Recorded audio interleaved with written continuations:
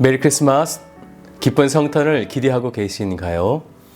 요즘엔 할로윈 축제에 더 사람들이 열광적이어서 그런지 성탄절이 가까워도 너무 차분하다는 느낌이 듭니다. 예수님 오심을 축하하며 더욱 그리스도의 아름다운 빛을 드러내는 성도의 삶이 되셨으면 좋겠습니다. 오늘 말씀은 시편 88편 말씀 되겠습니다. 제88편 고라 자손의 찬송시 곧 에스라인 헤만의 마스길. 인도자를 따라 마할랏 르안롯에 맞춘 노래.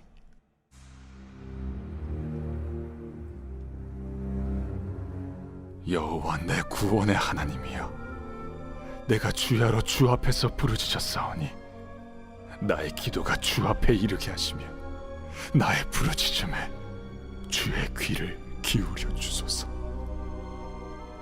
물은 나의 영혼에는 재난이 가득하며 나의 생명은 수월에 가까웠사오니 나는 무덤에 내려가는 자같이 인정되고 힘없는 용사와 같으며 죽은 자 중에 던져진 바 되었으며 죽임을 당하여 무덤에 누운 자 같으니이다.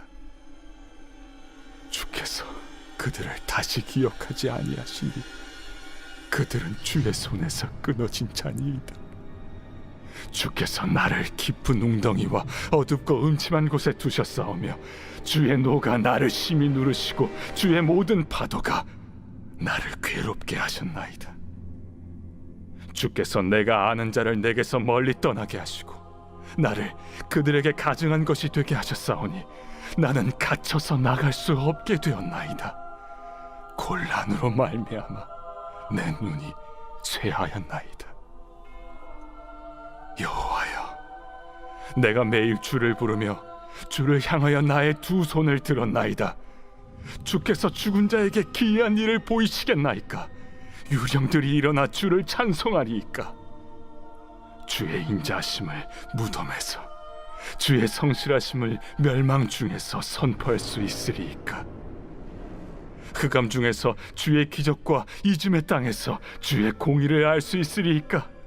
여호와여, 오직 내가 주께 부르짖었사오니 아침에 나의 기도가 주의 앞에 이르리이다.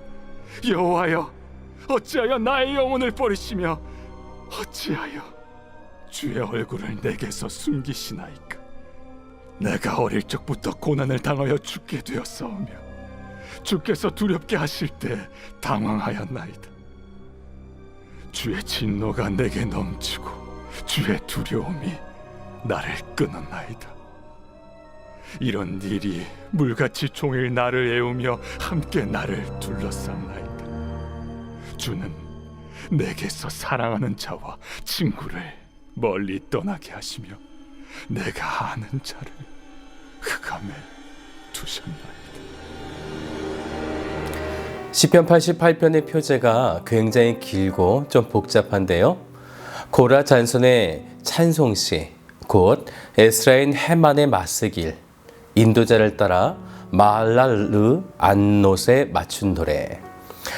고라 자손의 찬송시인데 곧 에스라인 헤만의 맞서길 교훈책이다라는 거죠. 마할랏 르안롯, 굉장히 말하기 어려운 단어인데요. 이런 뜻이에요. 고통스러운 질병에 따라서 부르는 노래. 에스라인 헤만은요, 열왕기상 4장 31절을 보면요, 솔로몬이 성전을 건축하기 전에 뛰어난 지혜로 나라를 다스릴 때 솔로몬의 지혜를 견주어 비교할 때 나오는 예스라라고 하는 사람이 있습니다. 바로 그 사람이 에스라인 헤만이 되어지는 거죠. 그만큼 에스라인 헤만은 지혜가 뛰어난 사람임이 분명한 것입니다. 그런데 그가 고통스러운 질병에 따라서 노래를 부르고 있는 거죠. 어떤 이야기인지 말씀을 함께 살펴보겠습니다. 먼저 1절을 같이 보죠. 여호와 내 구원의 하나님이여, 내가 주야로 주 앞에서 부르짖었사오니.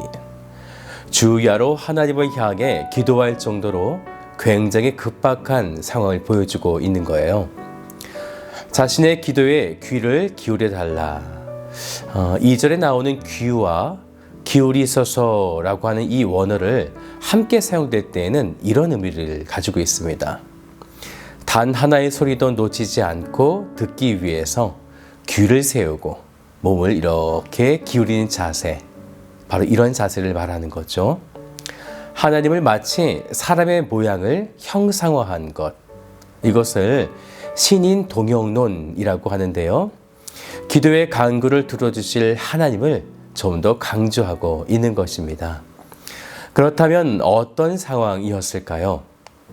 3절부터 그 이유들이 나오는데 3절을 보면 나의 영혼에 재난이 가득하고 생명은 수월에 가까워졌고, 또 4절도 보니까 무덤에 내려가는 자 같고 힘도 없고 죽은 자 중에 던져진 바 된 상태인데, 그런데 이러한 상황을 6절 말씀을 좀 보니까요. 주께서 나를 깊은 웅덩이와 어둡고 음침한 곳에 두셨사오며. 그러면 왜 하나님께서 이렇게 행하셨을까요? 그 다음 7절을 보니까 이런 말씀이 있어요. 주의 노가 나를 심히 누르시고. 그 이야기는 하나님이 지금 분노가 날 만한 상황들을 지금 사람들이 행했다라는 것입니다. 그래서 심히 누르시고의 히브리어로 사메카라고 하는 단어가 사용되어지는데, 이 뜻은 어떤 뜻이냐면 적극적으로 공격하다라고 하는 의미를 가지고 있습니다. 하나님께서 지금 자신의 백성을 적극적으로 공격하고 계시다라는 거죠. 지금 이런 상황으로 인해서 구절을 같이 볼까요? 시인은 이런 상황 가운데 놓여지게 된 것입니다. 곤란으로 말미암아 내 눈이 쇠하였나이다. 여호와여, 내가 매일 주를 부르며 주를 향하여 나의 두 손을 들었나이다. 눈이 쇠약해지며 점점 병이 들어가고 있어서, 그럼에도 시인은 매일 주를 부르며 주를 향하여 손을 들며 기도하고 있다는 거죠. 너무 좋은 모습 아닙니까?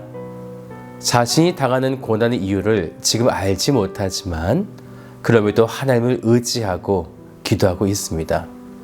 그런데 참 안타까운 것은 그럼에도 여전히 말씀을 계속 보니까 수월에 내려가며 무덤에 두려눕는 공포 가운데 그가 있게 되어졌다라는 것입니다. 하지만 그럼에도 또 그는 하나님을 향하여 매일같이 기도하고 있다는 거죠. 이런 이유와 상황을 전혀 알지 못하고 있어요. 그래서 하나님께 이렇게 반문하는 거예요. 10절을 같이 볼까요? 주께서 죽은 자에게 기이한 일을 보이시겠나이까? 유령들이 일어나 주를 찬송하리이까? 또 11절도요. 주의 인자하심을 무덤에서, 주의 성실하심을 멸망 중에서 선포할 수 있으리이까? 계속해서 12절도요. 흑암 중에서 주의 기적과 이짐의 땅에서 주의 공의를 알 수 있으리이까?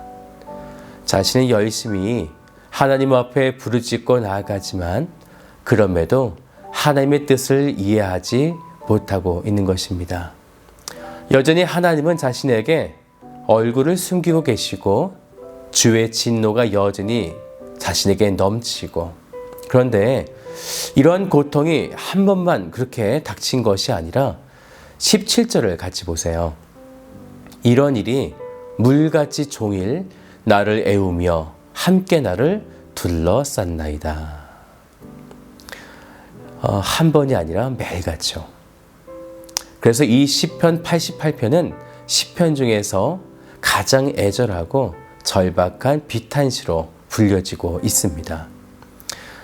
우리도 때로는 고통 중에 있을 때 어떤 상황인지 모를 때가 있습니다. 왜 하나님께서 내게 징계를 하시는지, 또한 그런 고통 가운데 나를 내버려 두고 계시는지 이해할 수 없을 때가 있죠. 그래서 우리는 하나님을 향하여 기도하는데 아무리 기도해도 응답이 없고 해결책도 없고, 그때 우리가 무엇을 하면 되는 것일까요? 지금 이 시인처럼 그럼에도 매일 주께 간구하며 부르짖는 것입니다. 사실 우리는요, 해답이라고 하는 것을 구할 필요가 없어요. 왜 그렇습니까? 그리스도인들에게는 이미 십자가라고 하는 확실한 해답을 우리에게 주셨기 때문입니다. 그것을 예수님께서 죽으심으로 우리에게 완벽한 해답을 주셨습니다. 그렇기에 우리가 당하는 고난의 이유를 저희는 사실 더 알 필요가 없는 것이죠. 그래서 우리는 이해할 수 없는 고통이 올 때에 우리는 이미 그 응답을 다 알고 있기 때문에 손을 높이 들고 곧 내 의지와 내 판단을 항복하며 하나님께 그저 또 나아가고 또 나아가는 것입니다. 그 모든 것조차 하나님의 섭리임을 믿고 하나님께서 우리를 이끌어 나아가실 것을 최악의 순간조차 선으로 바꾸시고 사용하시는 하나님을 믿는 것. 하나님은 오늘 우리들에게 그러한 믿음을 지금 찾고 계십니다. 저는 오늘 여러분들이 그런 믿음을 가진 자들이 되었으면 좋겠습니다. 하나님께서 찾으시고 계시는 자, 오늘 그런 믿음을 소유하시는 복된 성도가 되시기를 주님의 이름으로 한 분 한 분 축복합니다.